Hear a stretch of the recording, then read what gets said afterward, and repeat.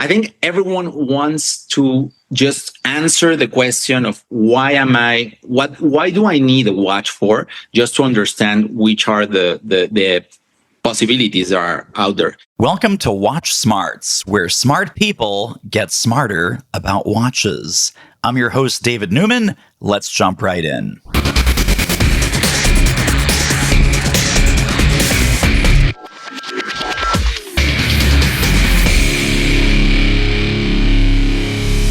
Well, this is very, very exciting. We have an international guest, Christian Riander. Welcome to the show. Thank you, David. My absolute pleasure to be here with you.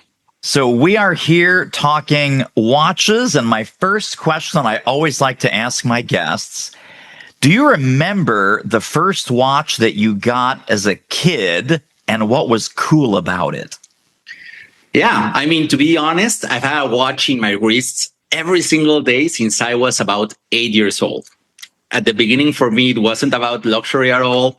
It was about control. I remember having a digital watch as a kid, feeling like I could manage my time, my playing time, my day, and even my freedom.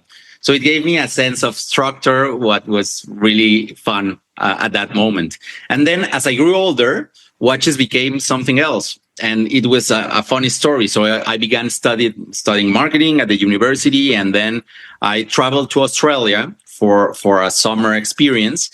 And then it was super fun because I was 18 at that time.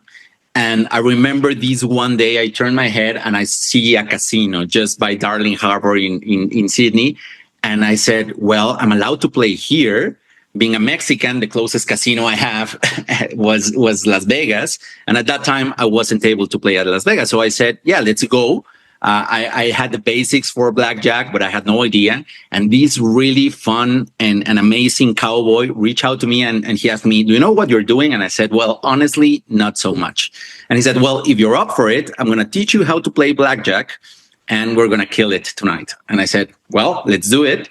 Long story short, I was able to took some lessons with him, and that night was amazing. I earned some money, and rather than spending randomly, I bought a Tag Heuer Curium at the moment. I still remember the moment I put it on, because for me, it wasn't just a purchase. It felt like an achievement, like independence and even identity. And that was the crucial moment where I knew that I was going to do something with watches later on. Yeah, what a great story. I want to pick up on the gambling story, the casino story. But even before that, when you said that your first watch as a kid was freedom, because you could set timers, you could set alarms, all kinds of things. I'm curious, Christian, was that a Casio watch, or what kind of watch was that? The first one? Yeah. It's interesting. So I had like the Casio data bank, with with lots of numbers. Then I bought another Casio. I think I caught the early versions of G-Shock. It was fun because, you're young, you're outdoorsy and you do some things. But yeah, I was all about the futures and the perks of digital watches as well.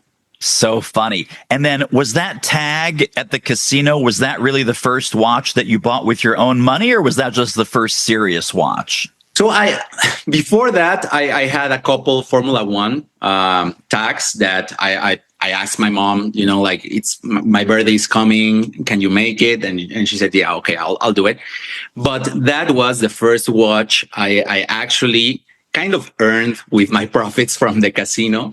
Right. And it was a really interesting moment. It's more profound than that, actually, because at that time I was studying abroad, obviously, and then I had a girlfriend, and my father-in-law, if I can call him that way, he traveled to Australia, and when he saw that I purchased my watch, he said, Chris, you're not going to make anything about your life because the way you spend money. And I said, what are you talking about? For me, this is not an item. It has a meaning. And again, it's my decision. And I said, well, I'm not borrowing money or anything. So thanks for sharing that idea, but I'm not going to mind into that idea.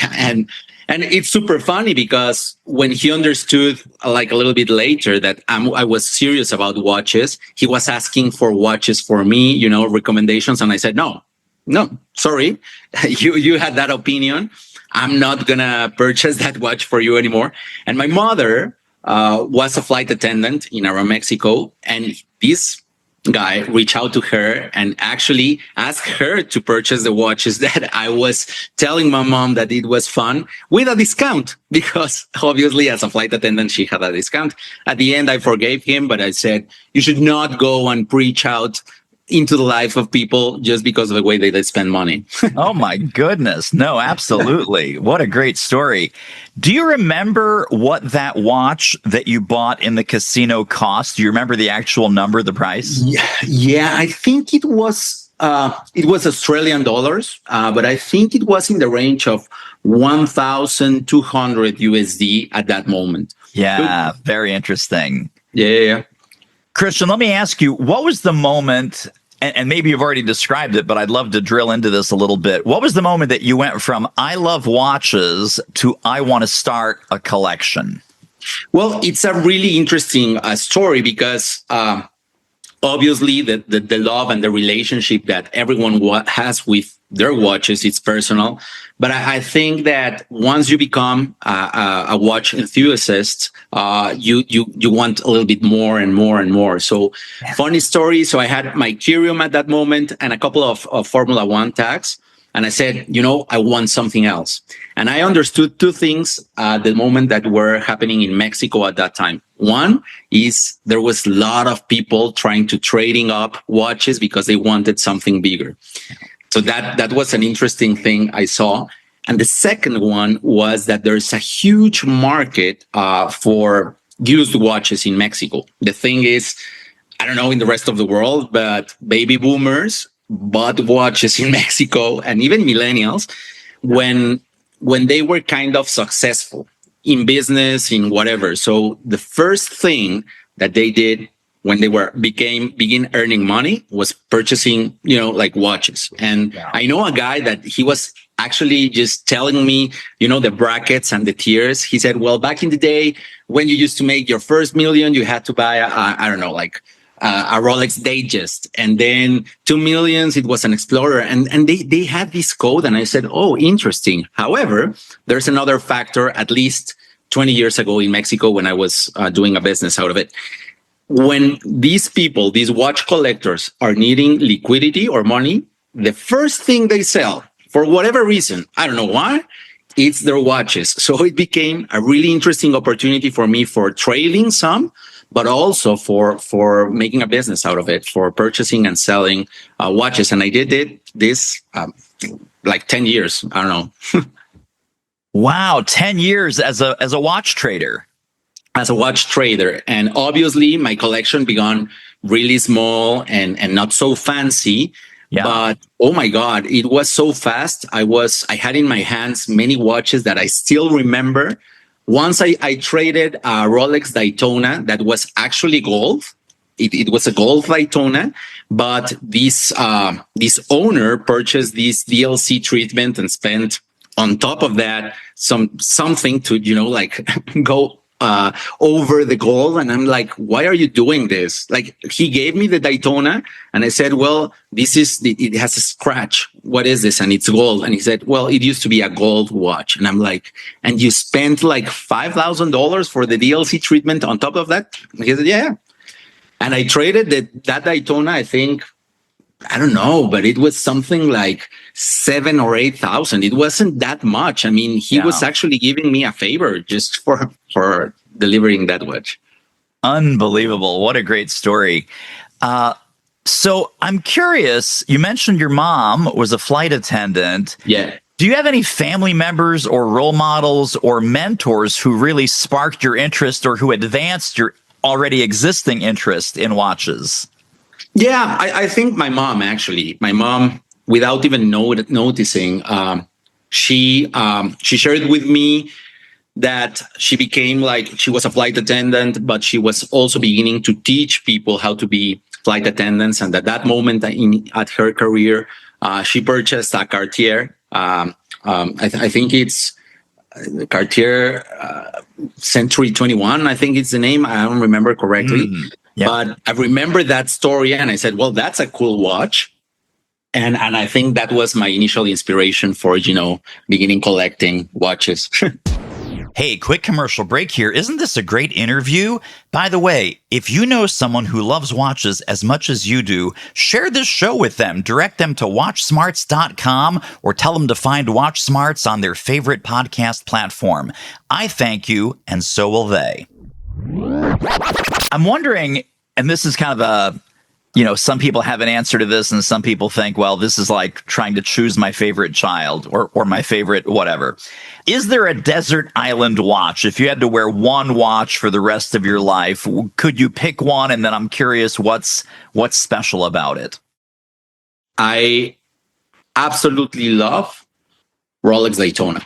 I think that for me, it's the model that it fits in my wrists correctly, because one problem I have is that I have my wrists are not so thick. Yeah. So big case watches are, even though that I love them, I love Panerai, and I think it was a great idea for them to reduce the case size. Yeah. But not all of the watches fit correctly for me. And when I'm wearing like a shirt, it's not comfortable. So I have to say Rolex Daytona for me, it's the best. It's the absolute best. I'm in the same boat. People that have sort of a small to average sized wrist, I can't do more than like a 40 or 41 millimeter. Correct. Anything bigger and it looks like the watch is wearing me. Exactly. Exactly. And now that I don't like to say this, but I think that the world is becoming more complicated, and Mexico is becoming more complicated, and people are aware of big watches, fancy watches, and I just don't want to run lots of risks. I know that Rolex Daytona is not it's not a common watch. However, it's small. I don't know if everyone understands what a Rolex Daytona is if they want to take advantage. So that's my absolute favorite. Yes. There's nothing wrong with that choice. That's a fantastic choice. Do people in your real life, regular life, outside of the watch mania that we may share, do people in your life notice or care about your watches, or is it just like a foreign language to them? No. I mean, I'm so passionate, and I was more passionate like 10 or 15 years ago about watches, that everyone knows that Chris is his biggest hobby was collecting watches. Right. However, they also know the downside of that story. So one thing that I haven't shared with you is that my collection became really, I'm proud of my collection right now. And I thought that I was going to do this for the rest of my life. However, one time I was trading watches and someone asked me actually for a Rolex of Mariner. I didn't own a Rolex of Mariner at that moment. So, but I knew someone that had one, and he was looking to trade that watch. So what I did is I picked two of my watches and I traded for a Rolex Daytona, and I even pay a little bit of difference. So I got it and I said, "Oh my God, this is a really cool watch." So I had the customer and we checked it on a very luxury watch store in Mexico. Everything was okay with the watch, and I knew that this customer was sending his relatives just to check on the watch, and the watch was not going to end in Mexico City, but Guadalajara. Long story short, 6 months after, this guy reached out to me and he said, this watch was making kind of a strange noise, and I took it to maintenance, and the watchmaker or whatever, he said that he wasn't so sure about, I don't know what piece, what movement. And I said, "What are you talking about? We checked the watch, everything was okay. I even had videos out of the movement and everything." And he said, no, there's something strange about this watch. I want you to repurchase the watch. And I said, "That's not going to happen. I don't even have that money. I invested in something else." And he said, no, you will purchase again my watch. And I said, "Well, I don't think so." So he began bugging me. So I changed my number, and long story short, 3 months after, he sent like a gangster. He sent flowers to my mom, just saying, "Please tell Chris to reach out to me because he's going to purchase my watch again, or bad things are about to happen." And I said, "Wow." And it was a turning point in my life where I said, I don't know what happened, but I know that I have to end this now. Yeah. So I repurchased the watch and I promised to myself I will never trade watches again in Mexico. Yeah. Because there's risk. And that moment I stopped actively trading. However, everyone knew that I was into watches. So each friend or relative, or even I followed from work, just reach out to me and he said, what do you think about this watch? I'm about to invest in this one or to have this as a gift. So I'm kind of still involved, but I don't want to take more responsibility right now. Yeah. So that my son is going to inherit, I think, an important collection.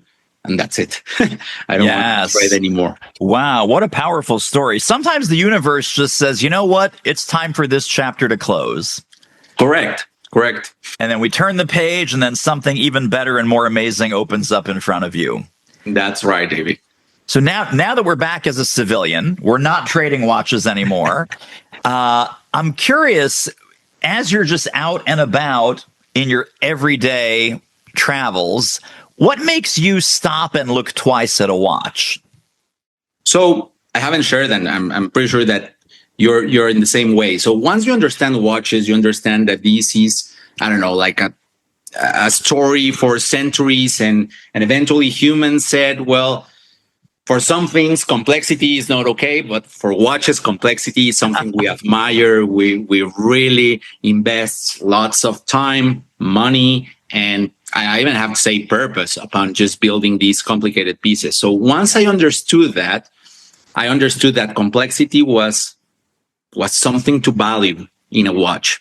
Not because it's good to make complex things, but because you get to admire how the watchmaker tried to solve a challenge he had. So once I understood that, I let my mind and my heart run free, and I was able to understand differently the pieces. So I have to say that one of the things that make my head just turn is when I see a piece that I've studied kind of in a way before, and I see it first time live. That takes my breath away, and I have to go. I was in Miami like 3 months ago, and it's a completely different story, but my wife was like, oh my God, these people they're living luxury at a different level. And I said, yeah. And we were aware that we were not able to live life like that, but I didn't mind. And I was just hopping on every store in the art district because, oh my God, it was like Disneyland for me. And I was just engaging with the salespeople, asking questions. And I think once you have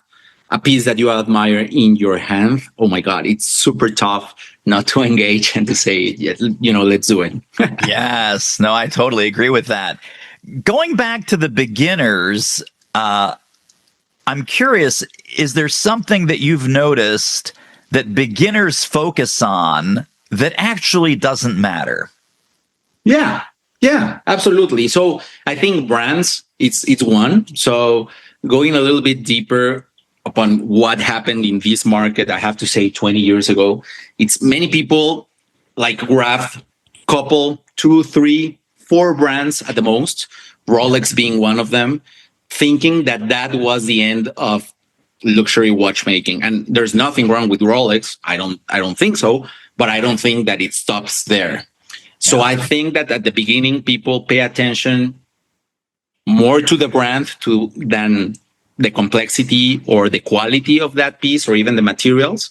And once you get to understand the basic upon automatic movements, like in-house movements and the materials and the jewels and everything else, the complications, you get to understand watches differently. But I think that at the beginning, everyone pays attention a little bit more to the brand than to actually what brings value to your wrist with a watch. I'm curious, there are definitely these tiers of watches. We talked about your first Casio, and I think my first watch was also a Casio of some kind. And then, we mature in the hobby and we're like, oh, I can spend more than $30 on a watch. This is amazing. I can spend 300 or 3,000 or 30,000 or, the sky's the limit. Correct. But, as far as the either micro brands or just, affordable watches, let's say less than $1,000. Are there some overlooked favorites that some people should pay attention to at that less than $1,000 price point? Yeah, absolutely. So I think that many people perhaps is gonna hate me about what I'm about to say. And to be honest, I the first time I saw that Swatch was engaging with Omega and Blancpain, I said, how come did Omega said yes to that? How come did Blancpain said yes to that? I was like, oh my God, I own many Omegas and also Blancpain. And I said, oh, I'm so pissed that you're destroying the brand and the meaning. How come like a digital watch such as Swatch, it's engaging with this brand to do something like that? Yeah. Then I saw the actual watch and I said, well, it's different. It's not a Blancpain as it is. It's not an Omega as it is, but it's really fun. And I know it's plastic. It has different materials, but I think that they were actually extending the line just for people to say, I want to wear a cool watch that also delivers, that's backed up by a serious brand. And I think it was Aces. I don't know what you think about that idea, but it's something below the 1,000 threshold. And I think they're super cool watches.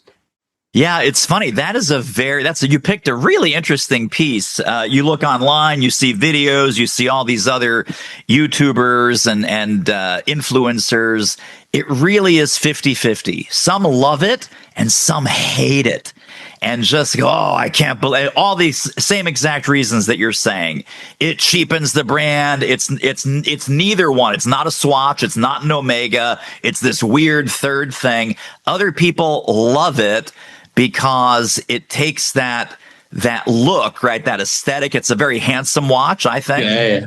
And it makes it affordable. And, there were, when that first came out, you probably remember there were lines around the block. I mean, people could not wait to get their hands on this watch. Correct. It was crazy. So let's keep going a little bit down the same path. I'm curious, either brands or models or anything, even just generic types of watches. Is there an underrated watch or a watch that doesn't get the attention that you feel it deserves? Yeah, I mean, I think that just before responding to that question, everyone has to answer, what do I need this watch for? Yeah. And that will help you understand if there are like low-hanging fruit. And what I'm saying that is that I love Daytona, for instance, but I haven't used the chrono function, I think, in 3 years. Yeah. But for me, there's another benefit of connecting with Daytona. It's style, it's luxury, it's precision, it's something else. I think everyone wants to just answer the question of why do I need a watch for, just to understand which are the possibilities that are out there.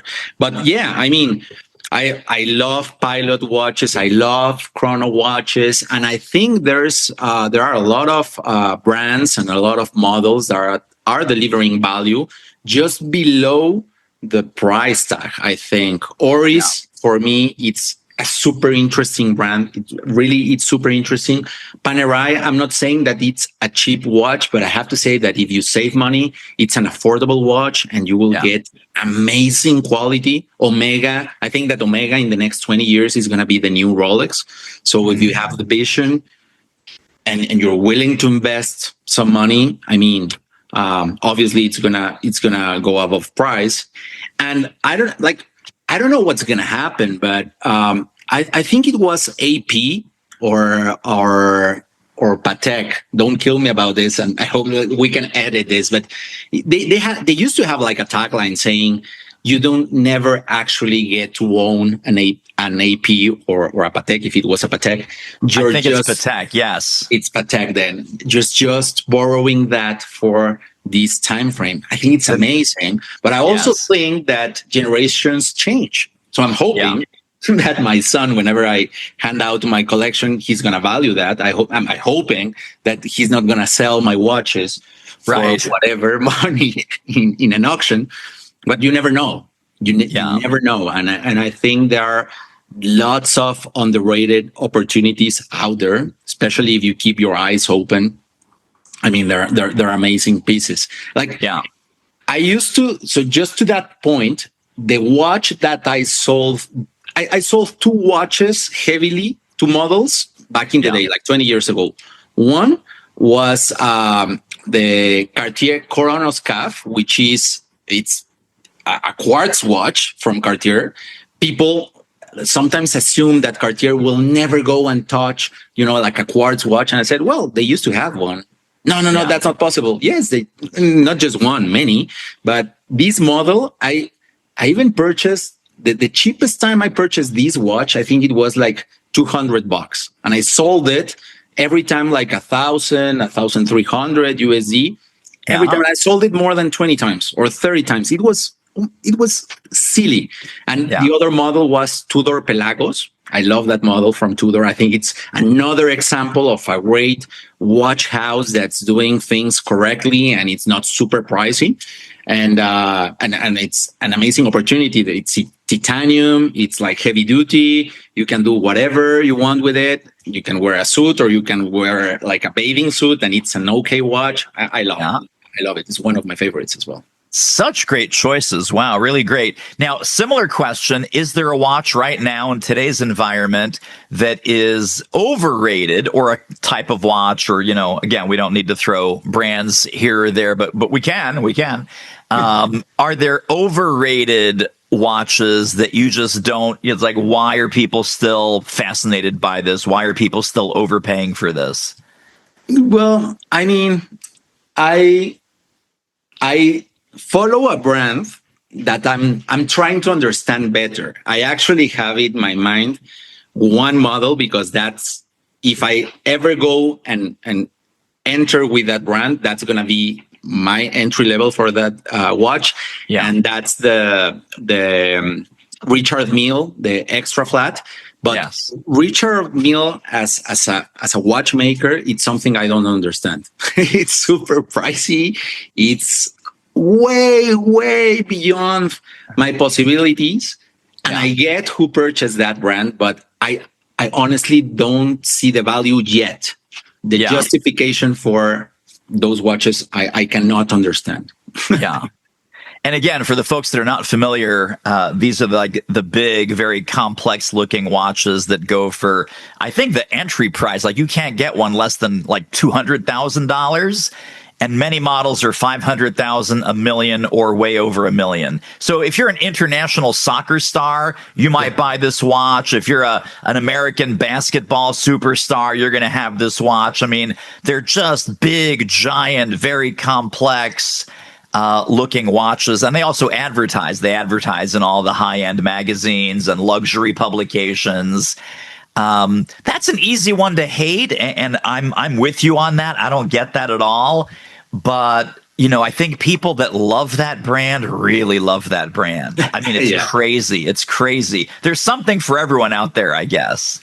It is. Yeah. And I mean, they are marketing their watches in a serious way. They're doing that correctly. I mean, it's amazing what they're doing. However, since I don't own one, I don't understand what the benefit is.